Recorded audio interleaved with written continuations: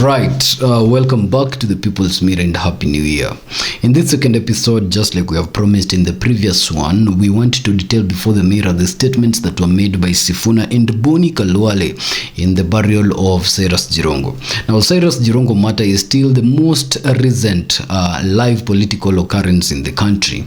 And just like the Kenyan political scene always moves so fast, we know that in the next few days, now that, of course, ground had touched ground, and he had been buried, something is going to happen, and this entire political occurrence of Jirongo will have gone down the drain. But before that happens, we want to take as much as possible from the statements that were made by these politicians in his burial, because these are the statements that are now forming the foundation for how 2026 is beginning politically.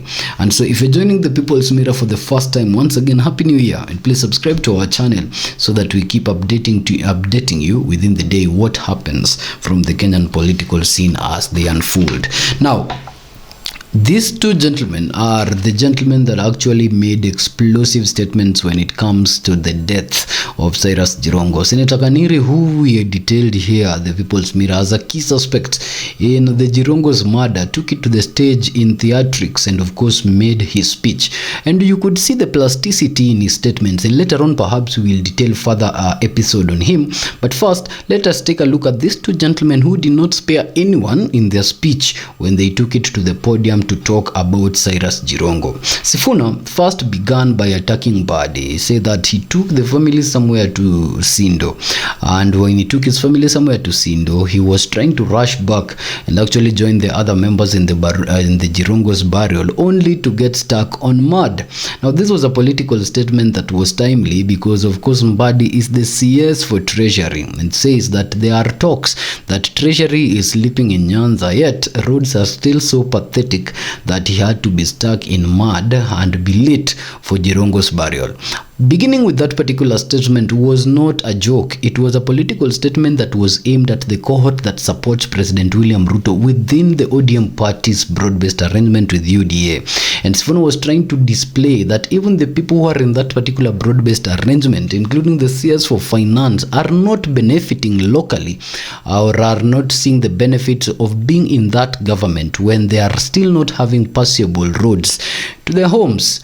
This talk of roads is coming shortly after the president himself attacked Kalonzo for having been in power for quite some time, around 40 years, and there is no passability to their area as a result of absence of roads. And Sifuna himself defended Kalonzo, saying that, you see, the country should be led by individuals who would first choose the interest of the country over themselves. And so if Kalonzo decided to put the interest of the country ahead of roads going to his place, then Sifuna was good with that decision, only to turn 2 weeks later now and say that Mbadi's area is actually doing pathetic, and Mbadi is the treasury, or rather the treasury sits in the backyard of his home.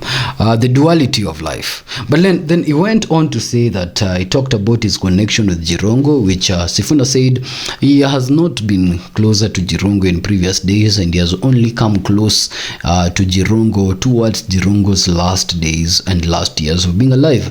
And he first pointed it back to in 2017 when he ran for a position of the parliamentary seat in Kandui, that is in Bungoma County, and lost the ODM party ticket. He says that when he landed back in Nairobi, among the first few people to call him was Cyrus Jirongo. And when he visited Jirongo in his office, what Jirongo primarily wanted was for Sifuna to actually try again, of course, under Jirongo's ticket. And so he says that Jirongo was one of the earliest politicians who believed in him. Sifuna went ahead to say that Jirongo was not like this current of politicians of these days, that when you go to Twitter and you say that they are bure kabisa, then they send DCI on your back. And talking to the Luhya people, he said that of course the Luhya people knew who he was talking about. Of course, those particular statements by Sifuna were aimed at politicians in the current regime who are actually have been termed to be very, very averse to criticism. But other than that, he went ahead and said that after declining Jirongo'S request, he said that he declined Jirongo'S request, telling Jirongo that he was okay as Edwin Sifuna with being a small fish in a bigger pond than in being big fish in a very small pond. And so he kept his position within the ODM party, and shortly after that, the ODM party approached him, giving him a ticket to run for the party position of course, to run with the party for the position of the senatorial position of Nairobi County, which now he won in 2022. But after all these statements of friendship and closeness with Jirongo, he stormed this particular gathering and shocked the mourners when he said hamtapata haki ya kifo ya Jirongo kwa hii government ya Ruto. And that was a very direct pointing finger kind of statement. He says huwezi pata haki katika hii serikali, and he told the people that more than once.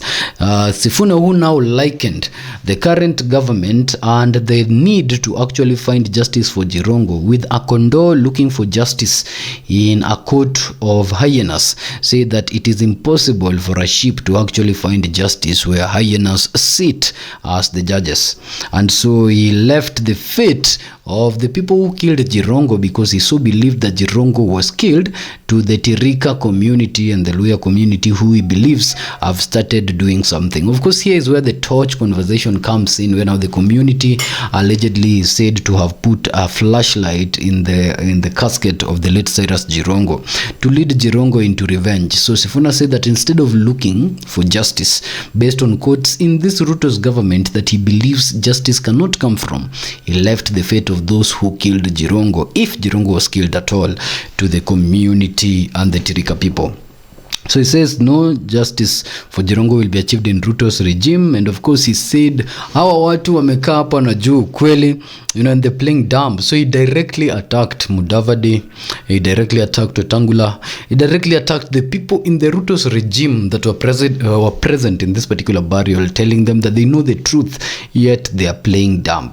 On the nature of the truth, Boni Khalwale later on, as we will detail, asked Wetangula directly to disclose the nature of their conversation with the Jirongo, which until the end of his speech he did not disclose. And later on we will detail a full episode on that. So Sifuna backing seemed to go beyond Ruto. The way Sifuna was speaking in Jirongo's burial and was addressing President William Ruto and his colleagues was not a senator addressing the presidents or a younger politician addressing a senior politician.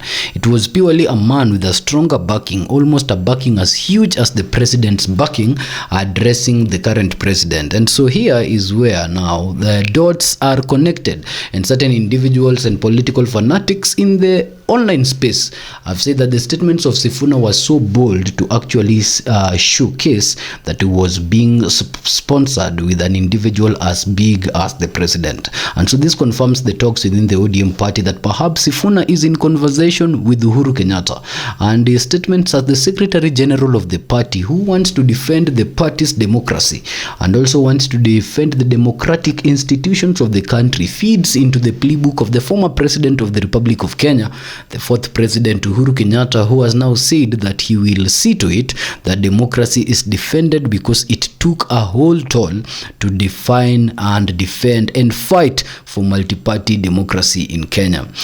This particular fanatic say that Sifuna was too bold while addressing President William Ruto, that you'd say that of course he directly has the support of just like a president like Ruto, and that support could heavily be Uhuru Kenyatta. He apologized on behalf of the party to Uhuru Kenyatta himself, and saying that he has apologized for all those people who hurled insults to Uhuru Kenyatta, and now because they are serving in President William Ruto's party, forgetting the Uhuru Kenyatta's involvement, his struggles and his sacrifice in 2022 in the Raila Odinga's presidential campaigns. Now, while Sifuna was making these two statements, and of course with his boldness, it ticked the boxes that of course Sifuna was warming towards the President Uhuru Kenyatta's camp.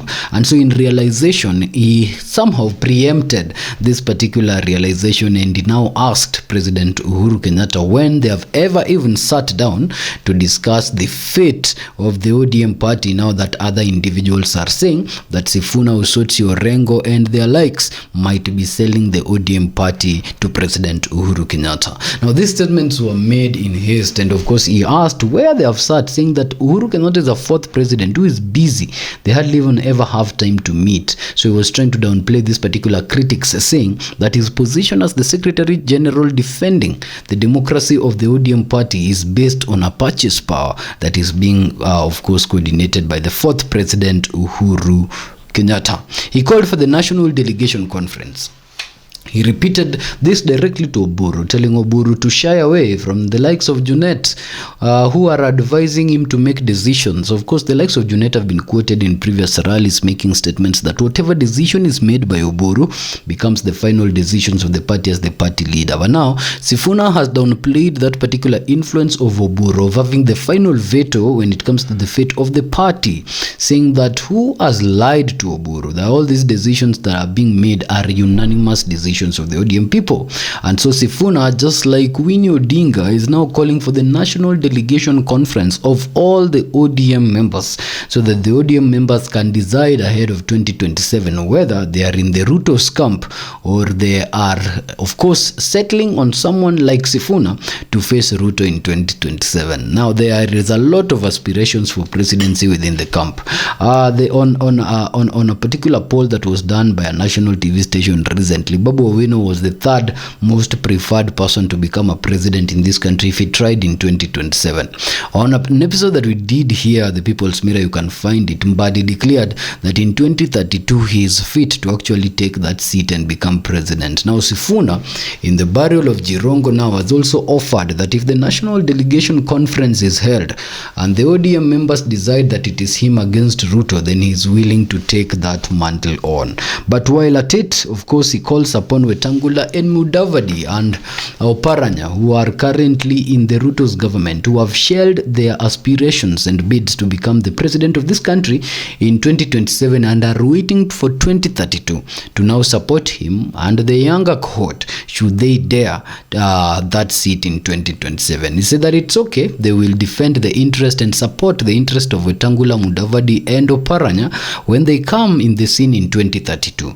But now in 2027 that they have decided to share their interest and not declare for that national seat, Sifuna calls for a unity of the Mulembe nation and specifically these senior members of the community to support him in this particular bid in 2027. Now that was very interesting, because later on when the three gentlemen stood to speak, they did not say much. Later on we will detail what they said, but not much Kenyan interest really rotates about what Wetangula, Mudavadi or Oparanya said, now that most people are seeing them as an individuals that would rather choose themselves over the communities when it comes to making political decisions. Now, Sifuna sent Mudavadi to President William Ruto, saying that had Ruto been there himself, because a lot of people expected President William Ruto to be there, considering their relationship with Cyrus Jirongo, having been an employee of Cyrus Jirongo before he became the president of the Republic of Kenya. So a lot of people expected him to be there, including Sifuna, who said that he's disappointed that the president is not present, or was not rather present in that particular burial, and sent Mudavadi to him, telling Mudavadi to tell Ruto to obey the agreement that they signed with Raila Odinga. They signed with Raila Odinga, saying that the signatures that were actually put in that agreement was President William Ruto's and Raila Odinga's, and was not Sifuna's. And so as a result of that, he says that the ODM party is not asking President William Ruto of anything else rather than honoring that particular agreement that they signed with Raila Odinga. He said that whatever other arrangement that the ODM party might want to get into with President William Ruto, secondary to that particular arrangement, is null and void, because all the interest of Raila Odinga when it comes to involving himself with Ruto and his party was declared in that particular arrangement. Sifuna, who was making a jest, saying that if judicial or extrajudicial killings rather was one of the conditions that was set in that particular arrangement, then he asked the government to tell him what this Jirongo matter was, if that was still part of enriching that particular agreement. Just a final comment on this before we talk about Boni Khalwale. You remember, March 6th is going to be the final birth date of this particular arrangement between the broad-based government, and that is when it will be decided whether or not the ODM and the UDA party can now, patch their path together together ahead of the 2027 elections, or they are not going to see eye to eye after that. And one of the grounds that is going to solidify whether or not they're going to work together post-March is if the 10-point agenda is met to the dot. Now that the likes of Sifuna are already using the death of Jirongo to impute doubt on the implementation of the 10-point agenda, it shows you very clearly that the UDA party will have a very hard task within the next 90 days to convince the entire ODM regime that the 10-point agenda have been met. Sometimes back, and we detail here, there were talks that there is moves to, of course, talk to Agnes Zani, who is the chairperson of the committee, and actually doctor the report saying that this particular 10-point agenda has been met. And these were statements that were being made by the ODM cohort. The UDA party has rather been silent on this 10-point agenda. So now we are looking at March 6th, but a few days to March 6th, now that we're in January 1st, you can see clearly that the ODM cohort has a part of it that is not satisfied with how this implementation is done. And that's a reflection that this might not turn out to be done by March 6th, which shows clearly that by March 6th, the ODM party will decide which part of it will remain in the broad-based government and which part of it will look for other camps. So this 2026 is going to be very, very active politically as the last year ahead of the major polls in 2027. A little bit away from Sifuna was another gentleman, a very bold gentleman, Boni Khalwale. Now Khalwale, who was until very recently serving as the majority whip in the Senate, had since lost his position as a result of his statements that have been seen to be absolute defecting from the UDA party that he was serving under in that particular position. Khalwale, however, still maintains his position as the senator of Kakamega County, and he's a hopeful of the gubernatorial seat of that particular county come 2027. But beyond that, Khalwale and Natembeya have been pushing for Luhya unity beyond the regional spectrum. And so while he was tendering the apologies of Natembeya, who could not make it to attend Jirongo'S burial, you'd see how the Luhyas in that particular region actually went in jeers and in cheers, showing clearly that they are having an interest towards Natembeya. Because if you compare the celebration, rather, because of course politics is perception, so if you compare the welcoming that the Luhya community gave Oparanya, Wetangula and Mudavadi, when Mudavadi was speaking, some of them even walked away. And when Natembeya, who was not present, name was mentioned, how they jeered, then the talk that Natembeya is slowly rising to become the point guy in the Luhya unity makes sense. And so yes, Boni Khalwale also made certain statements. Let's put them before the mirror quickly towards the end of this episode. First, Boni directly accused Wetangula for Jirongo'S demise. He said that CCTVs have been provided, of course, of the road where this particular accident took place, but that is the wrong CCTV. The right CCTV now that Boni Khalwale is calling for is what happened within Oasis, within the roads as Jirongo traveled. Whether Jirongo traveled alone or with another person, they want to know who was in trip with Jirongo. And the key point in this particular conversation remains to be Honorable Wetangula, the Speaker of the National Assembly. Now, not just that, Boni wants the Inspector General to use the same speed that he used in Ongondo's murder, arresting people shortly after Ongondo was killed in the roundabout in, of course, next to Desta University in town, to, of course, use the very same speed to bring to book those particular individuals that killed, or rather were involved in the death of Jirongo. Now, shockingly, their offices are on the same floor. And Boni Khalwale introduced a very interesting fact into this entire Jirongo issue, saying that prior to his being removed from his position as majority whip, he shared the same floor with Honorable Wetangula, and not once, not twice, he'd seen Jirongo walk in there and leave after having a brief meeting with Honorable Wetangula. And so he was asking Wetangula openly at the burial date of Jirongo to tell the Luhya people what he has been discussing with the Jirongo for all that while until the last night of his demise. Boni did not spare anyone when he said that Jirongo is dead either because of business or politics, and if it's either of both, then the story must be the gold in Ikolomani, because he says that Jirongo wanted that particular gold to be mined by Luhyas for Luhyas. He gave an example with if gold was to be found in Uhuru Kenyatta's camp, or if gold was to be found in the backyard of the current president William Ruto, would any other person go playing in that particular area? And so he said when Jirongo realized that there was gold in Ikolomani, he had the desire to have this gold mined by the Luhya for the Luhya. But when that was happening, he says there were a lot of other interest in this particular gold, and as a result of his last communication with Jirongo, he believes that if Jirongo is killed, then it's a result of politics or business, which is this gold in Ikolomani. So of course, Boni asked Ruto to come on fresh terms, saying that when he's the first person who introduced Ruto to Luhya politics, and he said when he was bringing Ruto to the Luhyas, there were terms that they had agreed upon, and these terms have since expired because the first term of Ruto is coming to an end in a few months' time. He now says that ahead of 2027 and beyond, President William Ruto should go back and negotiate for fresh terms with the Luhya people.